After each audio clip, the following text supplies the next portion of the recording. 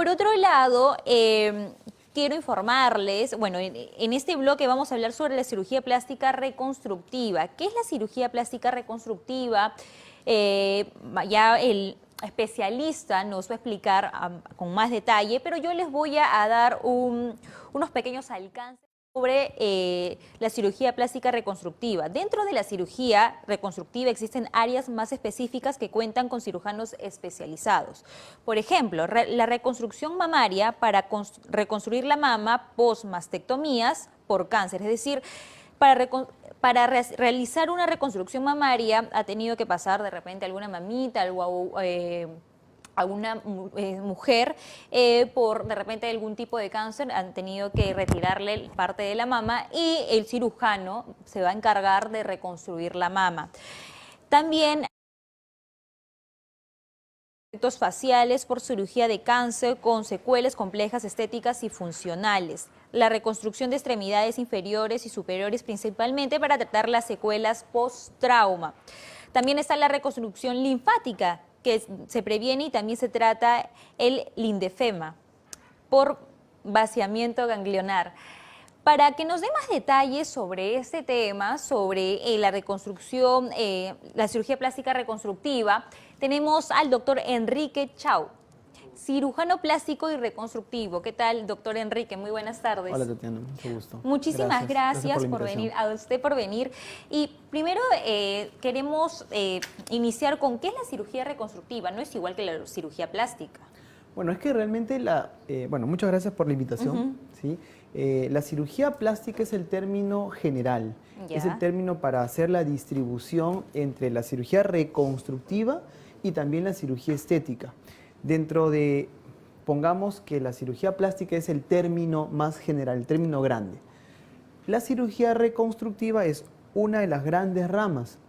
Dentro de la cirugía reconstructiva están los ítems que tú has mencionado.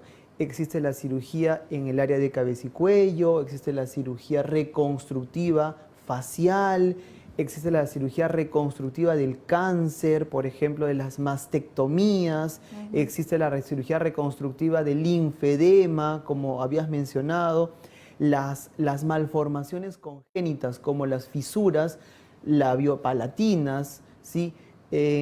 Eso es el gran campo de la cirugía reconstructiva. Por otro lado, la famosa cirugía estética es como un paralelismo dentro de esta cirugía plástica, en donde ya hacemos estas divisiones, ¿no?, por segmentos, por lugares de la anatomía, que es el rostro, el embellecimiento, el rejuvenecimiento del rostro, que es la facial. Dentro de ello está la rinoplastía, la de contorno corporal, ¿sí? Así se va dividiendo, pero el término general es la cirugía plástica. Ese es el grosso modo. El término general. Ahora, empecemos entonces con la reconstrucción mamaria. ¿Quiénes se pueden hacer reconstrucción mamaria? Las personas que han tenido, las mujeres que han tenido cáncer. Sí, realmente la reconstrucción mamaria se está haciendo incluso ya de manera preventiva. Antes nosotros estamos hablando... Tenemos que esperar que le tenga cáncer. Ahora te doy una novedad, por así decirlo. Bueno, esto ya tiene más de 5 años en el Perú, y en el mundo tiene más de 10 años. Incluso una persona, una joven, quizá como tú, se puede hacer exámenes de marcadores especiales, o sea, marcadores en donde ya genéticamente estas pacientes, por un antecedente familiar y está fijo en este rasgo genético, tienen gran probabilidad de hacer cáncer. Entonces, ¡qué maravilla! Ya el cirujano mastólogo, el cirujano oncólogo mastólogo, retira la glándula mamaria de manera profiláctica, preventiva, porque la probabilidad es muy alta.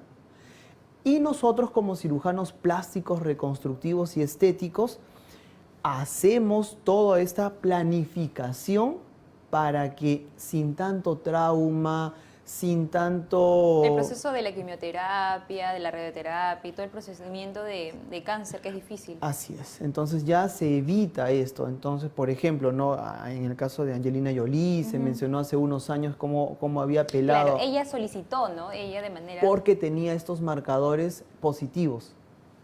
Entonces, eso es un punto de avanzada en nuestra área, que es la cirugía reconstructiva, ¿no? Y el procedimiento de la cirugía reconstructiva en mamas es muy tedioso, la recuperación cómo es. Realmente la cirugía de mamas nosotros es un arte. Es un arte, ¿por qué? Porque es la feminidad, o sea, no es la vanidad, es la feminidad. Es como para nosotros los hombres, no sé, nuestras manos, ¿sí?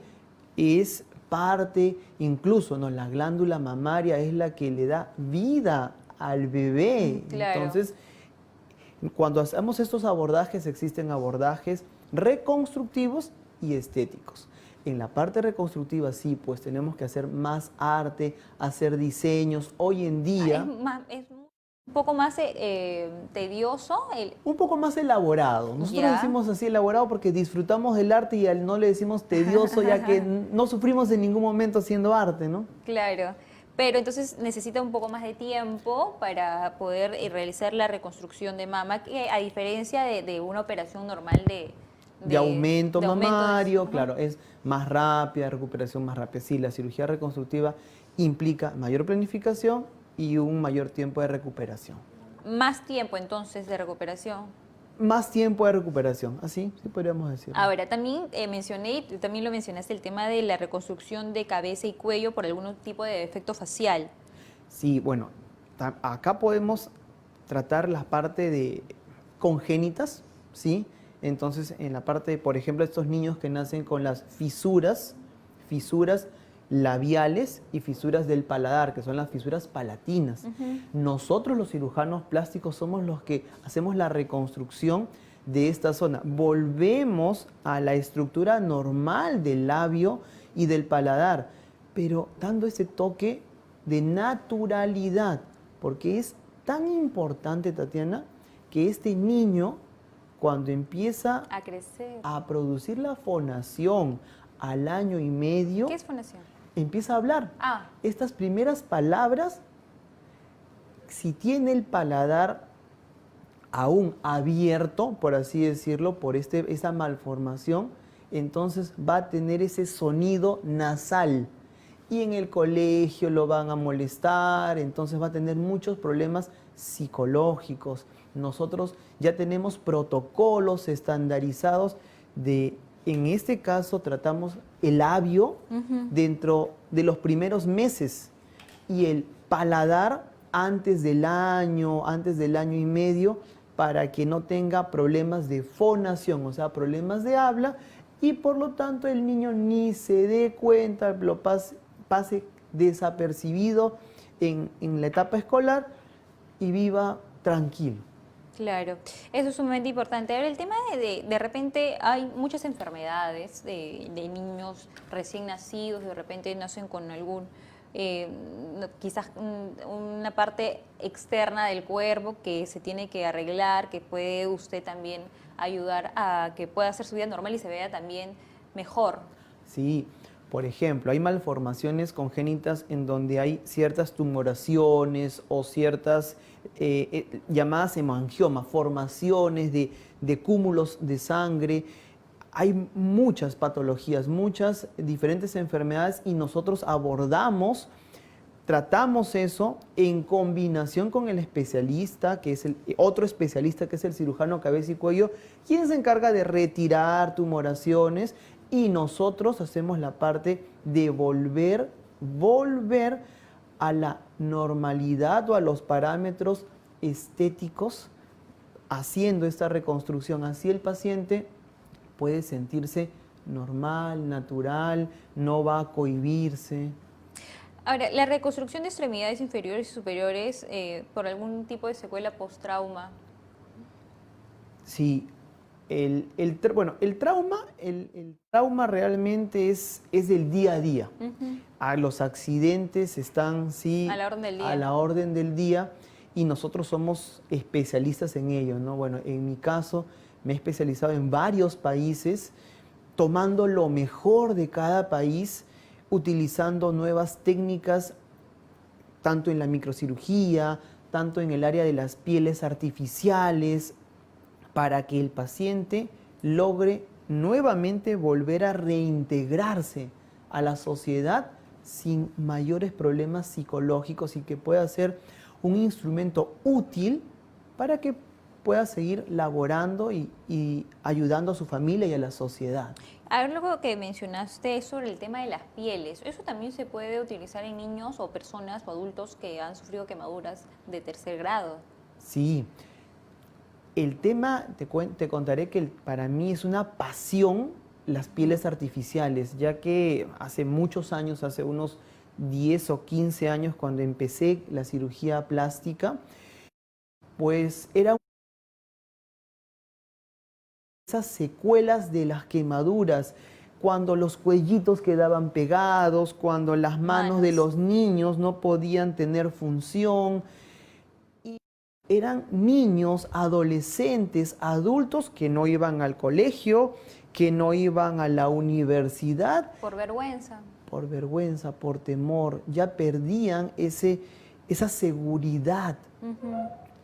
Cuando viajé al extranjero, a muchos países, entre ellos Estados Unidos, he estado en Europa, empecé a tomar lo mejor de cada país y me empecé a enamorar de cada lugar que brindaba cierta tecnología, en este caso pieles artificiales temporales y en algunos permanentes para la reconstrucción de las quemaduras, incluso lo que hablábamos hace un momento, cuando el paciente tiene una tumoración, antes movíamos grandes estructuras, la cirugía era grande, una cirugía de 14 horas a veces, sin parar, y ahora colocamos una piel artificial y el paciente a la casa.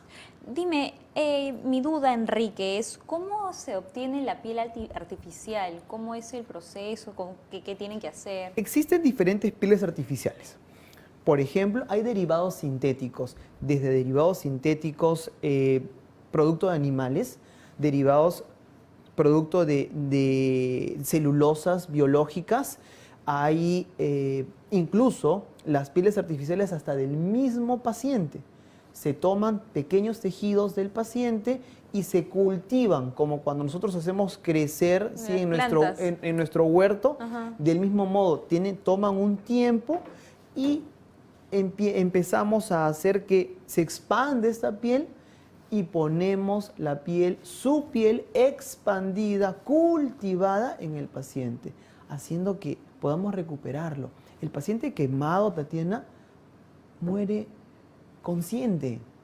Es muy triste como ese paciente a veces en lugares donde no hay recursos, es un paciente que llega, te ve y te dice, doctor, voy a estar bien, ¿no? Y ves que tiene gran superficie, gran área comprometida y no le pueden ofrecer en ciertos lugares las alternativas. Pero ahora, con estas tecnologías, yo deseo de corazón que en el Perú ya se tomen estas políticas a nivel nacional para que todos nosotros los peruanos tengamos ese acceso, el acceso libre a todos estos materiales de alta tecnología que, como a veces le cuento a mis alumnos de la universidad, en Alemania están en un casillero y dicen, bueno, tomen la piel artificial, se toma. En cambio, aquí todavía tenemos que hacer mucho trámite, mucha burocracia y ese es uno de los caminos en los cuales estamos luchando por tenerlo, Tatiana. Enrique, ahora, el tema de la recuperación, si de repente hay una persona que está con el 95% del cuerpo quemado y utilizamos la piel artificial para poder ayudarlo, ¿no queda al 100% bien o cómo sería? Es que depende del grado, de la profundidad, porque cuando uno habla de quemaduras de segundo grado, ya es complejo. Las de tercer grado son más complejas. Nosotros hemos manejado pacientes con 70, 80% de superficie, en donde rápidamente utilizamos las pieles artificiales y el paciente sale bien. O sea, que ese tipo de pacientes, hay algo importante. Tan solo el 20% en los adultos, Tatiana, el 20% ya hace al paciente de riesgo de muerte. Y el 10% en los niños o en los ancianos ya tienen riesgo de muerte. Ya imagina cuando tú me dices 90. 90%. Es un paciente que antes ya decíamos que era un paciente que no sobrevivía. Hoy en día ya estos pacientes con 30, 40, 50 tienen chance, tienen oportunidad. Y pueden hacer su vida normal. Así es. El abordaje, el tratamiento temprano nos va a llevar a una recuperación temprana y funcional, haciendo que puedan llevar esta vida normal. El utilizar la piel artificial solamente es un tratamiento, el procedimiento es de una vez, o cuántas veces se debe de... Depende de la zona. Por ejemplo, a veces tenemos zonas de flexión en donde se requiere más elasticidad, como le explico a mis pacientes. En esos casos se requerirá una o varias capas para que aumente la elasticidad y el paciente pueda hacer sus funciones normales. A diferencia de una estructura que no sea articular, o sea, que no sea una articulación, en donde puede requerir menos capas. Y el tratamiento, el cuidado para eso, para las personas que han pasado por, de repente están utilizando piel artificial, ¿cuál es el cuidado que deben de tener? Inicialmente, desde la parte básica, ¿sí?, que son los bloqueadores solares, cremas especiales, cremas regeneradoras. Hoy en día también ya tenemos láser-terapia, cosa que no teníamos hace 5 años. Nosotros hablábamos, sí decíamos, bueno, ¿cuándo la tendremos? Pero ya tenemos tratamientos especiales, ya podemos evaluar cómo va la cicatrización, podemos evaluar cuál es la evolución. Antes esto era un poco rudimentario en el Perú, pero ya hemos revolucionado y al paciente, a veces cuando le hablo a ese paciente, a esa mamá, le digo, yo le voy a ofrecer lo que le ofrecería al presidente de la República de Estados Unidos. Claro. Entonces la mamá ya siente más seguridad y dice, bueno, mi hijo tiene esa chance, esa Claro. oportunidad. Si hablamos de pequeñitos, como madres, pensamos en el futuro y en todas las cosas, porque es un proceso muy largo y hay que tener en cuenta que si es que una persona sufre algún tipo de quemadura, puede hacer su vida normal, pero las miradas siempre van a estar, ¿no? O comentarios, y eso hace sentir no solamente incómoda a la mamá, sino también al hijo, ¿no? Con el colegio o cuando vaya a jugar con los amiguitos. Entonces creo que es una buena opción, de verdad, Sí. el utilizar piel artificial, y que ha ayudado y está ayudando a varias personas, no solamente acá, también en el mundo, ¿no? Así es. Y reiterar eso, Tatiana, que esto debe ser un derecho de todos. Realmente, yo soy un enamorado, un apasionado de que la salud sea de todos, sea de un hospital público, sea de una institución privada, para que tengamos las mismas condiciones. Porque nada quita de que mi hijo en unos años no se atiende en un hospital público y debe tener esas ventajas, esa disponibilidad para que tenga los mismos derechos y las mismas ventajas que cualquier otro niño peruano. Claro. Y ha habido casos, antes de eso, yo escuché también, no sé, tú ayúdame, aclárame esta duda, que se utilizaba piel de chancho. Lo que sucede es que hace muchos años, estamos hablando de quizás 50 años. Wow, bastante tiempo. Sí, no teníamos casi ninguna tecnología y dentro de la experimentación se experimentó con muchos tipos de animales, ¿no? Pieles ¿sí? Para intentar proteger esa piel que se había perdido en una quemadura. Entonces la piel de cerdo era la más, podríamos decir, la más idónea en ese tiempo, pero era como una lámina, imagina que era como una lámina seca, que la hidratábamos y la colocábamos, pero no tenía muchos beneficios. Entre no tener nada hace 50 años y tener algo, incluso hoy en día se utiliza en los lugares donde todavía no hay tantos recursos, pero ya hay mucha. Es como que estamos hablando de la tecnología 1G, claro, cuando ya estamos quizá en las 7G, en las pieles artificiales. Ya hay mucha variedad y podemos ofrecer otro tipo de tecnologías. Sí, reitero, se sigue utilizando en algunos lugares, pero ya la tecnología que se ha desarrollado tiene más ventajas en otro tipo de pieles. ¿Y hay posibilidad que el cuerpo rechace la piel artificial, de repente no la acepte? Es muy poco probable. En medicina, en el humano, no hay siempre y no hay nunca. Como cuando yo tomo los exámenes en la universidad y digo, no, ya, cuando ustedes se encuentren siempre o nunca, esa es la falsa. Entonces, sí, realmente es poco probable. Sí, a veces las condiciones, a veces el paciente entra, se descompensa con anemia o tiene otras enfermedades como la diabetes, problemas por la edad, que su sistema inmunológico cambia, su sistema de cicatrización cambia, ahí podríamos hablar de cierto rechazo. Pero es poco probable. Es poco probable. Por eso que la ventaja con esta tecnología es muy, muy buena. ¿Y es para cualquier parte del cuerpo? Sí, para cualquier parte del cuerpo. A veces nosotros tenemos pacientes con traumatismos severos, profundos, en donde el hueso está expuesto, en donde los tendones están expuestos y el tratamiento clásico es la amputación. Imagina pues a un padre de familia de 30 o 40 años que le digan, bueno señor, vamos a amputarlo.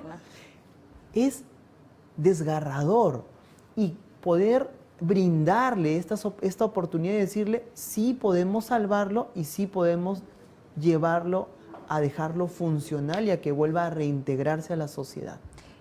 Y eso ayuda también el tema de la autoestima, porque yo creo que ustedes también van de la mano con el tema de la autoestima, el tema de la seguridad, porque es sumamente importante tener una muy buena autoestima y ustedes lo ayudan mucho a eso. Así es, nosotros realmente, como digo, en la medicina, la primera dosis o el primer tratamiento es esa sonrisa.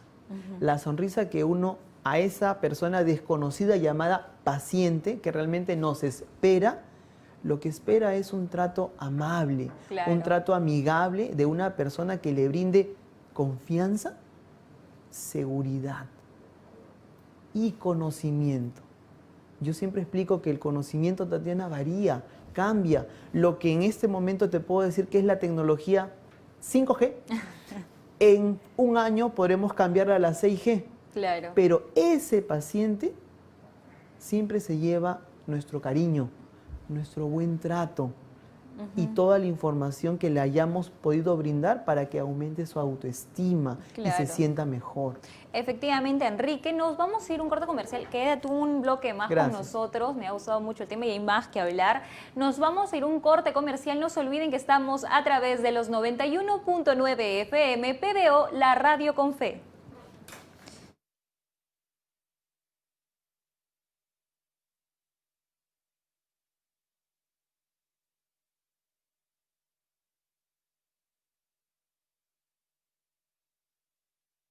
Y bien, regresamos de la pausa. Mi nombre es Tatiana Manyari y esto es PBO Salud. No se olviden que nosotros estamos a través de los 91.9 FM, PBO, la radio con fe y por supuesto también en todas las plataformas, en redes sociales. Estamos como PBO Perú, en Twitter como @PBO Perú, en Instagram como @PBO_digital y por supuesto anoten el WhatsApp de PBO que está habilitado las 24 horas del día, el +51 16 44 9550 y por supuesto también no se olviden del YouTube que nos pueden encontrar a través de PBO Digital. No se olviden darle clic a la campanita para que puedan estar enterados de todas las novedades y noticias del Perú y el mundo.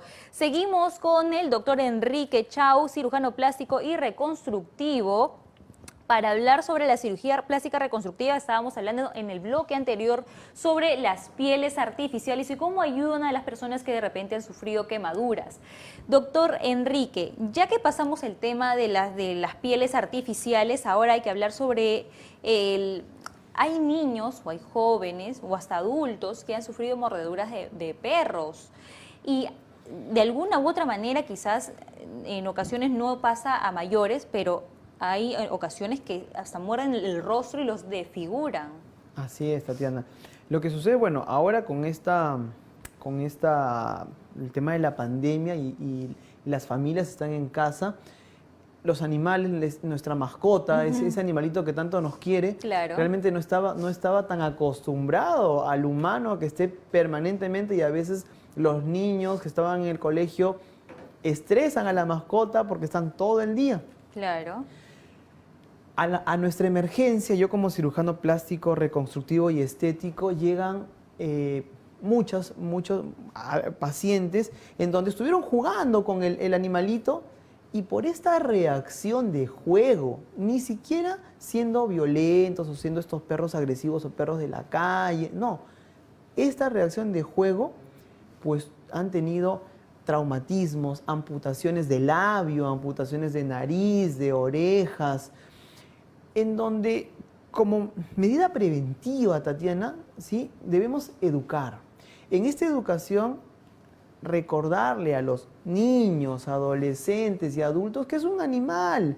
Al ser un animal, nos tiene un cierto cariño, pero también es instintivo, va a reaccionar. Si pues los niños a veces se montan en el pobre perrito o lo estresan jalándole la jalando cola, la las orejas. entonces reacciona. Debemos enseñarles a que no estén en contacto directo con el hocico del paciente porque él puede reaccionar para jugar y ocasiona una desgracia, o sea, una amputación en un niño que luego hay que utilizar tantas cirugías o varias cirugías para el proceso reconstructivo. Esa es la primera fase. Cuando ya nos llega este paciente, tenemos ya tecnologías diferentes. Antes se decía, ¿no?, cuando uno llegaba a un hospital público, que las mordeduras por perro, como son sucias, no se suturaban, no se reconstruían. En algunos lugares todavía se sigue creyendo eso. Entonces, trato siempre de educar a la población, incluso a los nuevos médicos, a que esos mitos, porque también en cada profesión existen mitos, que se dejen de lado. ¿Por qué? Porque se le quita la oportunidad de reconstrucción en primera instancia a un paciente. Y ese paciente quizás sea su única oportunidad, porque luego ya no va a tener ni dinero ni condiciones para poder hacer la reconstrucción. Claro. Entonces, primer mito: las mordeduras caninas deben ser tratadas en un centro, no en la casa, no dejarlas así nada más, curaciones, no. Que las vea un especialista en un centro de salud, en el centro de salud más cercano, que ahí el médico evaluará y enviará a un lugar más especializado si el paciente así lo requiriera. Claro. Otro mito a veces es que todos siempre dicen mordedura por perro, siempre es a que todos deben vacunarse con la antirrábica. Entonces, no todos, existen criterios de aislamiento al animal, observación, ¿sí? Pasan por un especialista para que no todos los pacientes sean sometidos a la vacuna. Otro criterio también es acerca de la reconstrucción parcial. Entonces, a veces llegaban a las emergencias y decían, bueno, la sutura, la reconstrucción, te la vamos a hacer parcialmente porque se puede infectar. Ya no. Entonces, nosotros cuando tenemos estos pacientes, hacemos la reconstrucción casi total. Hacemos las limpiezas que necesita esta zona comprometida y hacemos una reconstrucción incluso con microscopios, con elementos de última tecnología para poder hacer que vuelva este paciente a su estructura normal. O sea, aplicamos todas las técnicas de cirugía reconstructiva para darle esta oportunidad a ese paciente, ¿no? Claro.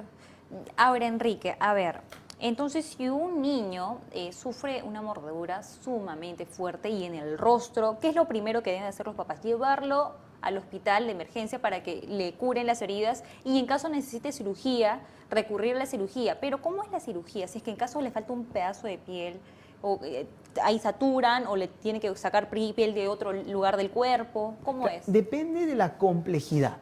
A veces se utilizan tan solo las suturas para poder reconstruir. A veces necesitan injertos, de piel artificial. Existen diferentes modos de acuerdo a esta complejidad de reconstruir y llevar a la estructura normal, a como era antes, ¿no? Ahora, asumo que en medio del siglo XXI han avanzado la tecnología, no solamente en el tema de salud, sino también en la cirugía plástica. ¿Hay algún tipo de tratamiento invasivo de repente con láser?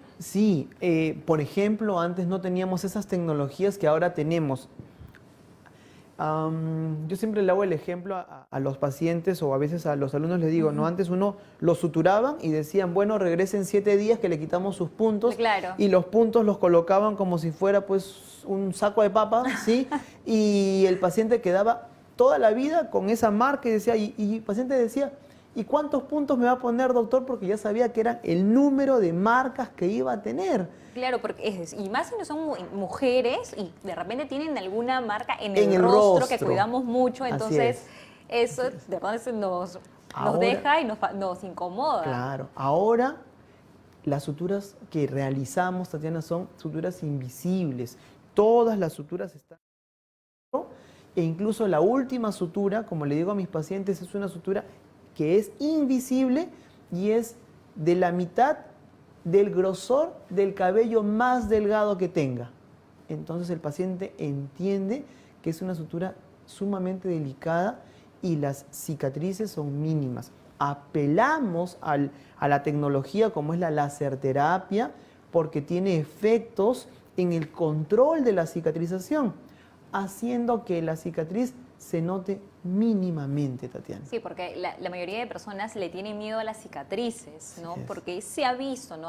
Muchos años atrás de que se hace un procedimiento de repente para coser o sanar alguna mordedura o algún corte y quedaba la cicatriz de todas maneras y ni con ninguna crema se podía tratar. Claro. Sí, después, claro, yo tengo pacientes a veces que llegan después de 10 años, 15 años y me dicen, bueno, doctor, me traté en mi ciudad y ahí no había un especialista y yo quiero saber si es que hay oportunidad de mejorarlo. ¿Qué cremita me puedo echar? Entonces yo les explico claramente, en medicina nosotros hablamos de mucha ciencia. En la ciencia nosotros damos 95% de probabilidad a más. Claro. No hablamos de suposiciones ni nada y les decimos, bueno, le vamos a hacer pruebas para ver cómo está la cicatriz, evaluar la cicatriz y luego se puede incluso retirar la cicatriz, volver a reconstruir adecuadamente después de tantos años y ese paciente nuevamente vuelve a tomar esa confianza porque a veces me llegó por la mañana a la consulta un paciente pues que tenía 25 años de la cicatriz y él siempre paraba con un gorro porque no quería que se vea la cicatriz. Así es. Entonces imagina, ¿no? Cómo cambia la vida. La tecnología y todo, ¿no? Sí. Eso es muy cierto, de verdad que ayuda no solamente, como te mencioné anteriormente en el blog anterior, sobre la autoestima, sino también la seguridad de uno mismo y bueno, ver que la tecnología avanza y también nos puede ayudar mucho. Y ustedes también como cirujanos plásticos también tienen una gran responsabilidad. La actualización constante y la difusión continua. Por eso te agradezco esa invitación porque de verdad permite, nos da un panorama, aunque es distinto. Sí, a darle más oportunidad a los pacientes. Ahora, hay varios tipos de cirugía plástica que ya hemos, reconstructiva que ya hemos mencionado, pero está también el tema de la reanimación facial para las personas que han sufrido de repente alguna parálisis facial. Ahí también viene a tallar el cirujano plástico para poder ayudar a las personas que quizás de repente han sufrido han tenido o tienen la parálisis facial y de repente el labio un poco caído o el ojo un poco caído. Entonces, ahí ¿cómo es el procedimiento, Enrique? Hacemos ciertas evaluaciones. Existe dentro de ese tipo de reconstrucción, nosotros le llamamos, ¿no? Una reconstrucción dinámica o una reconstrucción estática. A veces utilizamos tan solo ciertos fascículos de otras zonas para poder hacer que el rostro del lado afectado pueda empezar a compensarse para que tenga esa similitud. Y también ya vamos a más tecnologías en donde podemos utilizar nervios y podemos conectarlos para hacer otro tipo de función. Entonces hacemos reconstrucciones de diversos tipos. Sí, pero ya nosotros tenemos tanta tecnología que llegamos a tener mucha simetría del lado afectado con el lado normal. Porque hay personas que han tenido ese problema de la parálisis facial y no pueden sonreír. nosotros ahora lo compensamos, ahora le hacemos un esquema, fotografiamos, hacemos imágenes tridimensionales y luego les decimos hasta dónde se puede llegar y las ventajas a las que se le puede brindar al paciente. Claro, eso es muy cierto. Un caso que yo leí hace un tiempo fue, por ejemplo, la hija de la conocida ex esposa de Farfán, de la Foquita Farfán, que la hija mayor tuvo parálisis facial y que por eso no podía sonreír, y solo sonreía de un lado. Entonces, porque tuvo una parálisis facial desde muy pequeña y eso no le permitía sonreír por ambos lados, y eso también de repente ya tiene solución. Hacemos estudios, realmente hacemos estudios de cuál es el problema, en qué parte está, y de acuerdo a eso podemos hacer la reanimación y la reconstrucción de ellos, ¿sí? ¿Sí?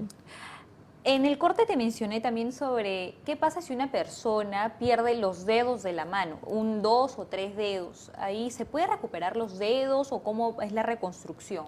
Mira, yo soy microcirujano. A veces eso fue una de las grandes pasiones por las cuales tengo muchos alumnos que me dicen, doctor, ¿y usted por qué le gustó la cirugía plástica? O sea, a veces ellos preguntan y dicen, no, bueno, pues le habrá gustado tan solo la cirugía estética. Y les digo que dentro de las pasiones por las cuales me llevaron a esto es porque dentro de nuestra especialidad, que es la cirugía plástica, hay pequeñas arterias que tienen el grosor de 1 milímetro. Y nosotros podemos hacer esas conexiones, por ejemplo, en la mano, Tatiana, donde tenemos 2 arterias, ¿sí?, por cada dedo.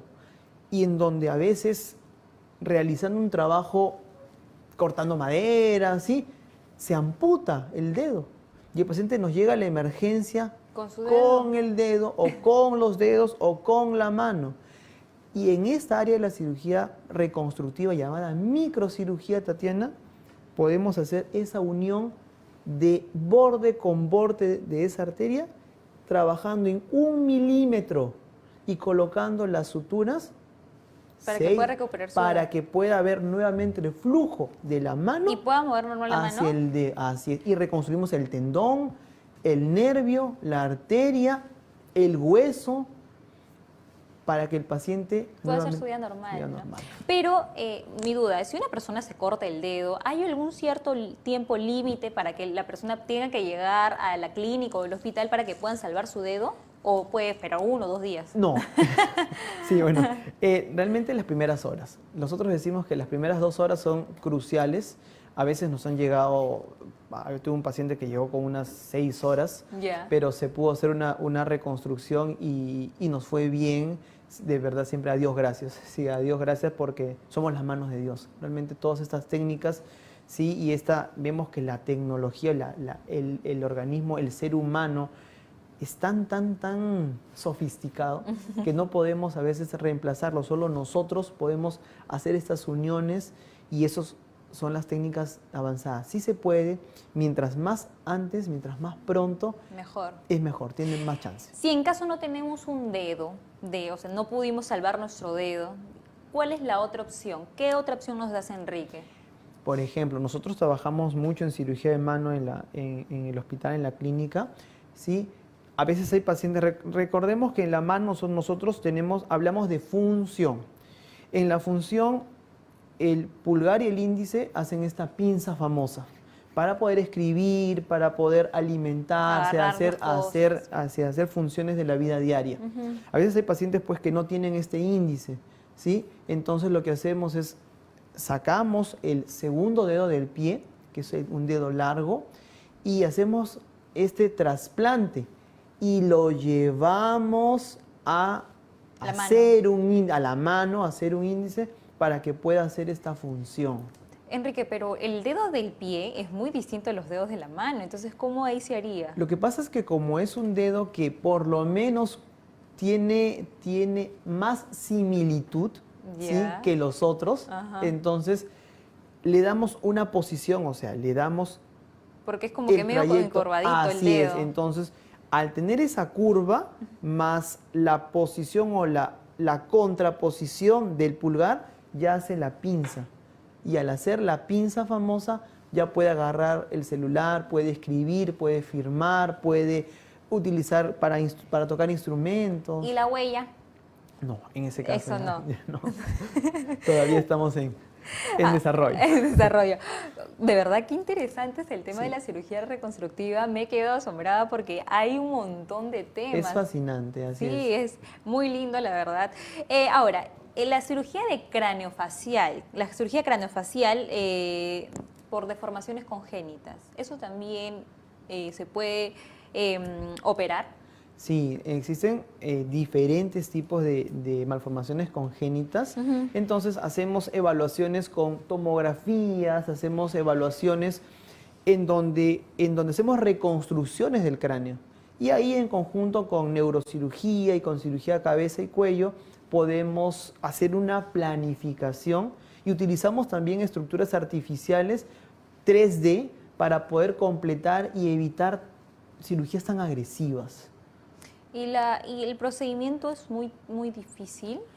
Depende Pero tienen que del trabajar grado. de la mano también con otros Sí, especialistas. así es, generalmente con cirugía cabeza y cuello, con neurocirugía, dentro de ellos, ¿no? Los más importantes. La reconstrucción de oreja, Enrique, también quizás por una mordedura, porque de repente algún accidente, o también pasa que hay personas que nacen de repente con algún tipo de deformación en la O oreja. no tienen el pabellón auricular, o sea, ya nacieron sin el pabellón o con el pabellón muy deformado, ¿no? Entonces, en ese caso nosotros hacemos una planificación, por ejemplo, en los niños, a los papás les decimos que cuando está muy pequeñito no podemos hacer la reconstrucción hasta tener pues 6 años, 8 años, ¿sí? En donde nos esperen para que tenga un pabellón de tamaño adecuado. Utilizamos cartílago de la costilla o también ya tenemos materiales artificiales de donde podemos tomar el molde para poder armar ese pabellón auricular. Sí, sí, sí, hay mucha tecnología con respecto a ello. ¿Y queda igual que la oreja? Muy parecido. Yo te diría que estamos llegando a un 85%. Ah, es bastante. Es bastante. Y como yo le digo al paciente a veces, el ojo no ve a las orejas cuando ya están simétricas y están como que escondidas, tienen cierta angulación técnicamente hablando, pasa desapercibido. Realmente Nadie pasa te está desapercibido. mirando las orejas. Así es. Ahora, mi duda, entonces si las personas que tienen de repente y quieren operarse o niños que no nacen con de repente algún tipo de deformación en la orejita, pues tienen que esperar hasta los, ¿cuántos? ¿6 años? 6 años Y aproximadamente. los que nacen con labio fisurado. Desde temprano. Como había mencionado, en el labio fisurado, generalmente las fisuras del labio van de la mano con las fisuras de paladar. En el labio las abordamos desde tempranamente, 2 meses, 3 meses, ¿sí? Lo antes posible, que el bebé esté compensado, o sea, que no tenga ninguna alteración, ¿sí? Y abordamos tempranamente. ¿Por qué? Porque a veces tienen problemas para la deglución y en el paladar antes del año y medio, antes incluso hasta el año, para que la fonación, el habla, sea correcta y el paciente pues no tenga estos problemas de una voz nasal.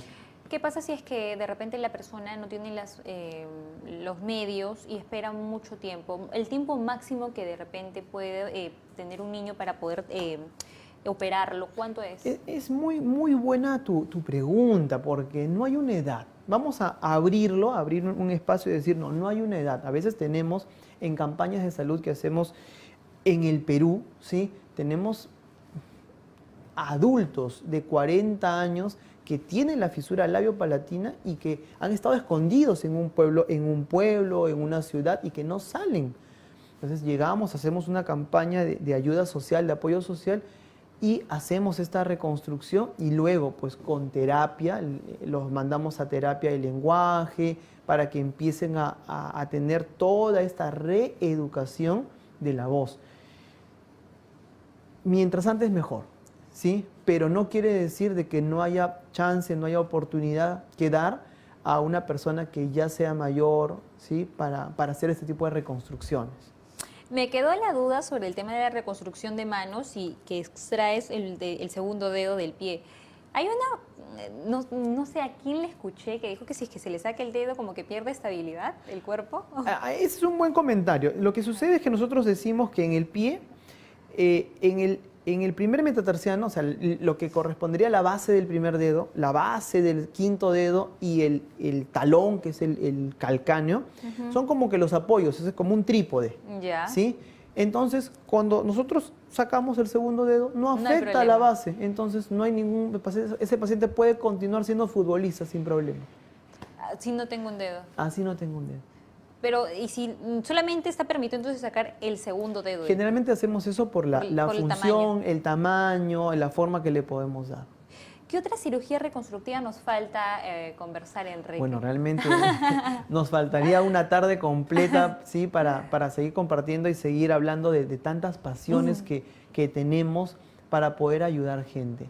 Realmente yo siempre estimulo a los nuevos médicos, ¿sí?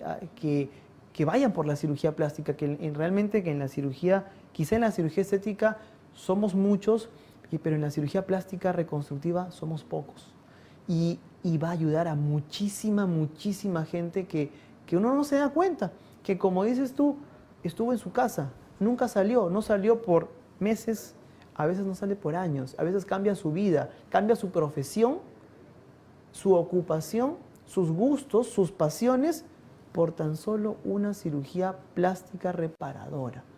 ¿Sí? Entonces, eso. Nosotros estamos iniciando una fundación, se llama Fundación SR Salud. Si yo invito a que puedan ingresar a ese Facebook para informarse, ¿sí? Y a la vez, la idea es ayudar. Siempre se puede ayudar desde diferentes ámbitos. No tan solo hay que ser médico, no tan solo hay que ser, desde cualquier profesión, desde cualquier ocupación, sin tener incluso una profesión, uno puede ayudar. Entonces nosotros vamos a estar informando a través de esta página, involucrando a más gente, porque todo el mundo quiere ayudar, pero a veces no se orienta bien, no se organiza bien. Yo soy rotario, entonces nosotros apoyamos mucho. Rotary Club. Del Rotary Club, así es. Entonces nosotros apoyamos mucho, sin esperar nada a cambio, tan solo por ver esa sonrisa, brindar una mano, para nosotros lo es todo. Qué bueno de verdad, Enrique, lo que nos has dicho y como te lo dije al comienzo, es una gran responsabilidad, pero qué mejor satisfacción que ayudar a los demás. Eso es una gran satisfacción y es única, ¿no? Es decir, sentir que ayudamos a otras personas que se sientan bien, eso nos llena de gracia, Sí. nos alegra. ¿Cuáles son tus últimas recomendaciones para las personas que nos están oyendo y también viendo a través de las redes sociales y a través de los 91.9 FM, que tienen miedo de repente de salir o por alguna cicatriz que tienen en el rostro o alguna quemadura? Bueno, como acabamos de hablar, Tatiana, existen muchas alternativas hoy en día, mucha tecnología, entonces tan solo es buscar un poco más de ayuda, ¿sí? Quitarse esos miedos y consultar con nosotros, con los cirujanos plásticos, y esa mano, esa confianza, esa sonrisa, eso es lo más importante, que va de la mano de la comunicación, la tecnología, que nos va a llevar a un buen resultado. Eso es lo que se quiere. Muchísimas gracias, Mucho Enrique. gusto. ¿Dónde te encontramos? ¿Algún teléfono, red social? Lo vamos a pasar a continuación. Sí, bueno, mi correo es drenriquechau2 @gmail. Y bueno, estoy me pueden buscar en mi Instagram, ¿sí? Como Dr. Enrique Chau, en mi Facebook. Y ahí pueden ver las diferentes tecnologías que utilizamos. Sobre todo, lo más importante, como yo siempre digo, publicitar es muy fácil, pero lo que queremos es ayudar y ayudar. Eso es lo más importante. Qué bueno, Enrique, escuchar eso. De verdad, me ha gustado mucho la entrevista. Un gusto, de y verdad. falta Me he mucho sentido por muy hablar. Falta mucho por hablar por el tema de la cirugía reconstructiva. Pero ya nos tenemos que ir a una pausa comercial. Hemos estado con Enrique Chau, cirujano plástico y reconstructivo. No se olviden que estamos a través de los 91.9 FM, PBO, la radio con fe. Regresamos.